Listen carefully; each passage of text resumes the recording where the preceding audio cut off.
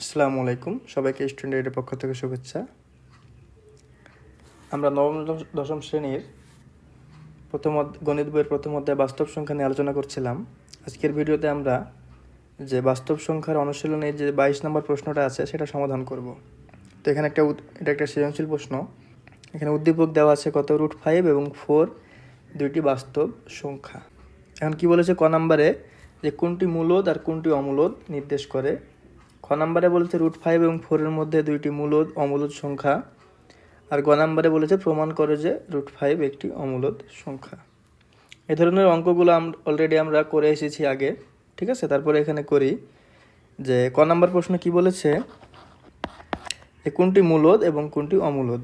এখানে দেখি √5 কি 5 একটা পূর্ণবর্গ সংখ্যা নয়, ঠিক আছে। তার মানে √5 হচ্ছে কি 5-এর বর্গমূল, অমূলদ সংখ্যা হবে। আর 4 কি একটা পূর্ণ সংখ্যা, ঠিক আছে। তার মানে 4 হচ্ছে মূলদ, 4 মূলদ এবং √5 অমূলদ নির্দেশ করে।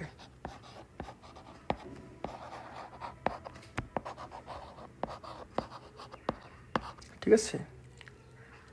এবার খ নাম্বার, √5 এবং √4-এর মধ্যে দুটি অমূলদ সংখ্যা নির্ণয়। তো এখানে আমরা 4-এর মান তো জানি, আমরা √5-এর মানটা বের করি। এখানে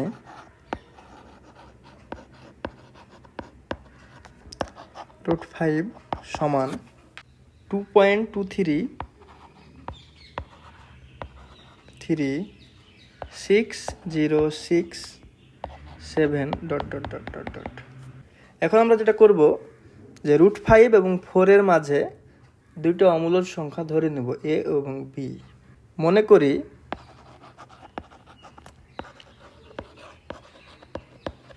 √5 এবং 4-এর মাঝে দুইটি অমূলদ সংখ্যা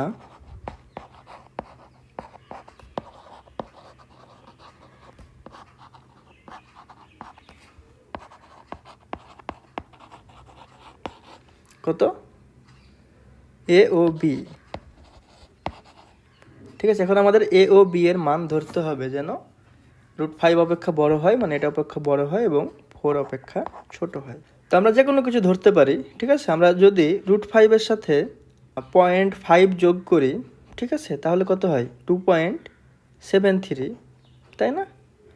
তার মানে √5-এর সাথে যদি কোনো একটা অমূলদ সংখ্যার সাথে কোনো কিছু যোগ করলে সেটাও অমূলদ সংখ্যা হবে, ঠিক আছে। তার মানে আমরা এ সমান √5 প্লাস 0.5 ধরতেই পারি, ঠিক আছে। বা 0.1 ধরতে পারি, বা 0.2 ধরতে পারি, বা 0.3 ধরতে পারি, ঠিক আছে না, বা 0.6 ধরতে পারি, ঠিক আছে। যা কিছুই ধরি এটার সাথে যোগফল আকারে যা কিছু ধরবো সেটা যেন অমূলদ হয় এবং সেটা যেন কি হয়, এই 4-এর চেয়ে ছোট হয়। এখন আমি এখানে কত ধরতে পারি না, এখানে 2 ধরতে পারি না, যে √5 প্লাস 2, √5 প্লাস 2 ধরলে কি হবে, 4.236 হয়ে যাবে। তার মানে এটা কি 4-এর চেয়ে বড় হয়ে যাবে। তার মানে সেটা যখন এই রেঞ্জের বাইরে চলে যাবে তখন আর এই ব্যবধির মধ্যে থাকবে না। এই জন্য আমরা যেন এমনভাবে কিছু ধরবো যেটা যোগ করলে কি হয়, এই 4-এর চেয়ে ছোট হয় এবং √5-এর চেয়ে বড় হয়, ঠিক আছে। তাহলে এখানে যেখানে এ এবং বি সমান √5 প্লাস, যদি 1 ধরি, 1 ধরতে পারি, 1.5 ধরতে পারি, কিন্তু খেয়াল রাখতে হবে যেন 4-এর চেয়ে ছোট হয়। তাহলে 2.236 প্লাস 1 3.236, ঠিক আছে না। এটাও কি আমাদের এই যে 4 অপেক্ষা ছোট। তার মানে এখানে লিখে দেবো যে স্পষ্টত এ ও বি উভয়ই অমূলদ সংখ্যা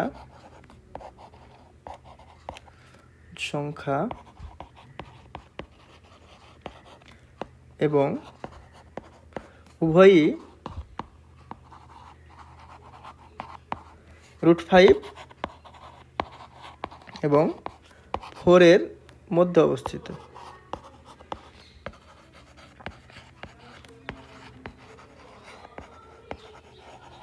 ঠিক আছে। অর্থাৎ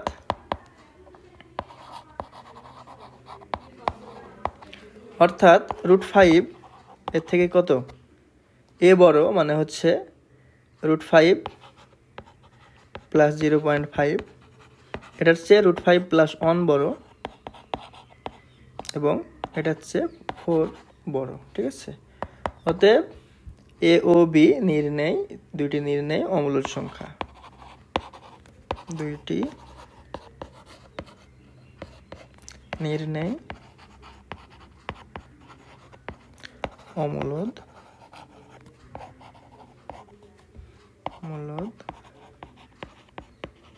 সংখ্যা। ঠিক আছে, আমি আবারও বলি, এই এ এবং বি এর মান যে শুধু এ দুটো হবে এমনটা না, এ ও বি এর মান অসংখ্য হতে পারে, কিন্তু √5 এবং 4 এর মাঝে থাকলেই হবে এবং অমূলদ হলেই হবে। ঠিক আছে, ওকে। এবার গ নাম্বার প্রশ্নে কি বলেছে, যে প্রমাণ করো √5 একটি অমূলদ সংখ্যা। এটা আমি উদাহরণে একবার করেছি, ঠিক আছে, তারপর উদাহরণে বা অনুশীলনীতে তারপর আবার করতেছি এখানে, এবং এই প্রশ্নটা সম্পূর্ণ করার জন্য। ঠিক আছে, তাহলে আমরা কি করব, কোনো সংখ্যাকে আমরা অমূলদ কিভাবে প্রমাণ করি, জোর করে ধরে নেব, ধরি √5 একটি মূলদ সংখ্যা।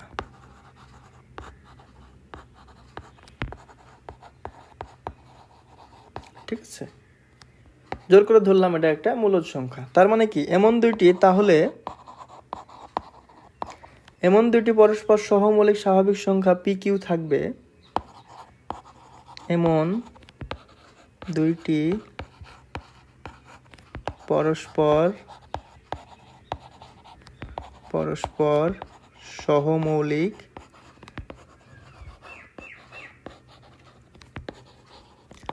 স্বাভাবিক সংখ্যা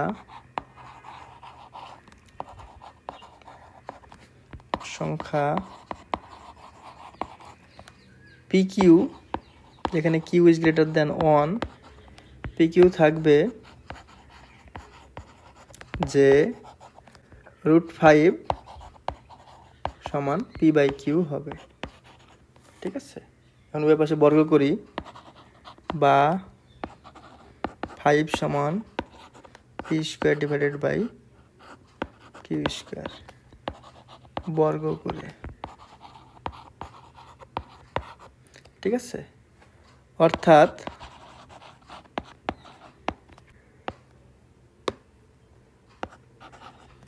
সমান p square divided by q, উভয় পক্ষকে কিউ দ্বারা গুণ করে,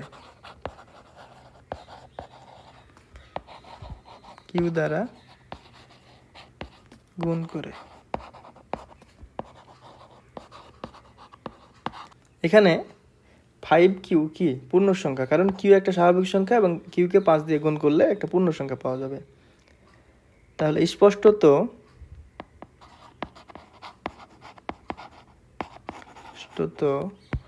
5q একটি পূর্ণ সংখ্যা,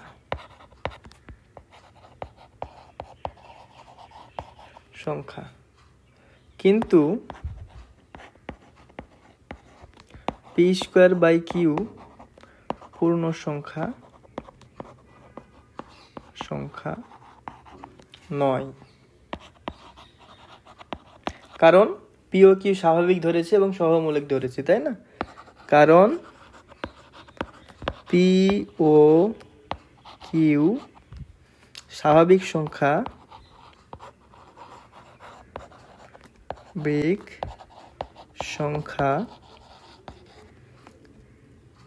এরা পরস্পর কি সহমৌলিক।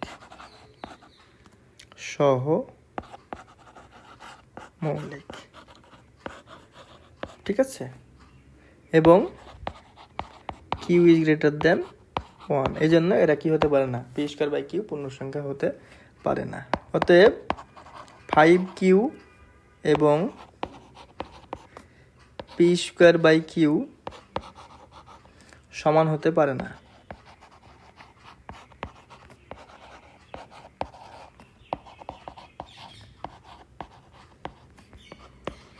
পারে না।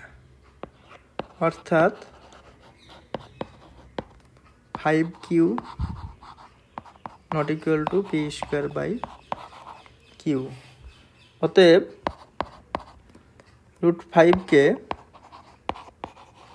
পি বাই কিউ আকারে প্রকাশ করা যাবে না। পি বাই কিউ আকারে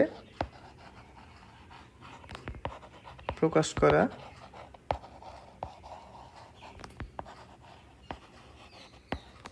যাবে না। ঠিক আছে, অর্থাৎ √5 not equal to p by q. যেহেতু √5কে পি বাই কিউ আকারে প্রকাশ করা যাচ্ছে না, অতএব √5 একটি অমূলদ সংখ্যা।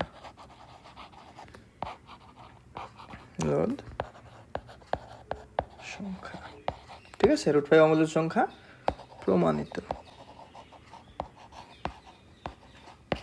ঠিক আছে, আজকের ভিডিওটা এই পর্যন্তই। ধন্যবাদ সবাইকে।